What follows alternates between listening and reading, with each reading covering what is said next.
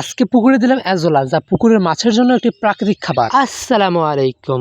আজকে কলেজ থেকে ইংরেজি পরীক্ষা দিয়ে এসে পুকুরের মাছগুলোকে প্রাকৃতিক খাবার দেওয়ার জন্য বন্দোবস্ত শুরু করলাম। আজকে আমি মাছকে যে খাদ্যটি দেবো, এটা আমাদের গ্রামের ভাষায় বলা হয় কচুরিপানা, বা এটা অনেকভাবে ওয়াইডলি পরিচিত হচ্ছে কচুরিপানা, বাট এর প্রাকৃতিক বা এর সাইন্টিফিক নাম হচ্ছে অ্যাজোলা। এই অ্যাজোলা মাছ প্রচুর পরিমাণে খায়। যদি কেউ প্রতিদিন দিতে পারে পুকুরে, তাহলে অনেক অংশে তার খাবারের খরচ বেঁচে যাবে। এগুলো দেওয়ার একটা সমস্যাও আছে, সেটি হলো এই অ্যাজোলাগুলো যদি একটু বড় হয়ে যায়, তাহলে অবশ্যই পুকুর থেকে এগুলোকে তুলে ফেলতে হবে। যদি অ্যাজোলা বড় হওয়ার পরেও তুলে ফেলা না হয়, তবে পুকুরে সঠিকভাবে সূর্যের আলো প্রবেশ করতে পারবে না, যার ফলে জলজ উদ্ভিদগুলোকে ক্ষতিগ্রস্ত হবে। আমি প্রতিদিন চেষ্টা করি গোসল করার সময় এই কাজটি করার, আর এই কচুরিপানা বা অ্যাজোলা নিতে আমাকে বেশি দূর যেতেও হয় না।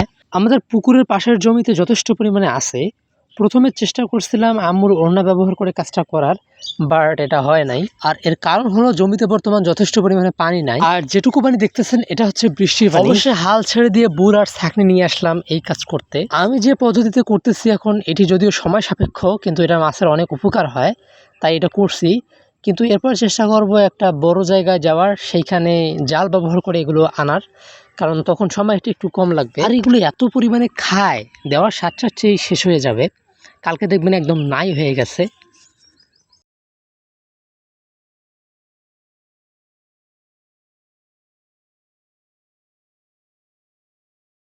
দেখলেন তো, অল্প সময়ের মধ্যে করে ফেললাম, বাট এইটা করতে আমার ভারী সময় লেগেছে। যাই হোক, এগুলোই দেই, এগুলো আগে খাক। এগুলো যেহেতু প্রাকৃতিক খাবার, এখানে যথেষ্ট পরিমাণে পুষ্টিগুণ রয়েছে, এবং আল্লাহ তাআলা এরকমভাবেই প্রত্যেকটা জিনিস তৈরি করেছেন এবং প্রত্যেকটা জিনিসের জন্য রিজিকের ব্যবস্থা করে দিয়েছেন।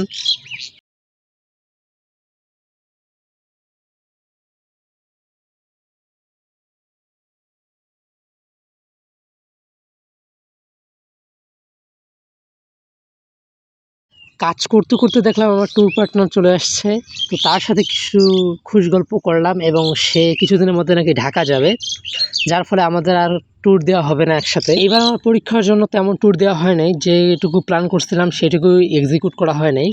বাট এরপর আমরা চেষ্টা করব আমাদের যে প্ল্যানগুলো আছে ওইগুলোকে বাস্তবায়ন করার জন্য, এবং আমার এই কৃষিকাজের পাশাপাশি সেগুলোকে আপনাদের মাঝে তুলে ধরবো ইনশাআল্লাহ। আমাদের এলাকায় ভিডিও শুটিং করার জন্য এসেছেন একজন নতুন কন্টেন্ট ক্রিয়েটর। তাদের ডেডিকেশন দেখে আমি পুরো অবাক হয়ে গেছি। একটা সিন প্রায় 5 বার নিচ্ছে। আমাদের জন্য সবাই দোয়া করবেন, আল্লাহ তাআলা যেন আমাদের ব্যবসায় বারাকা দান করে।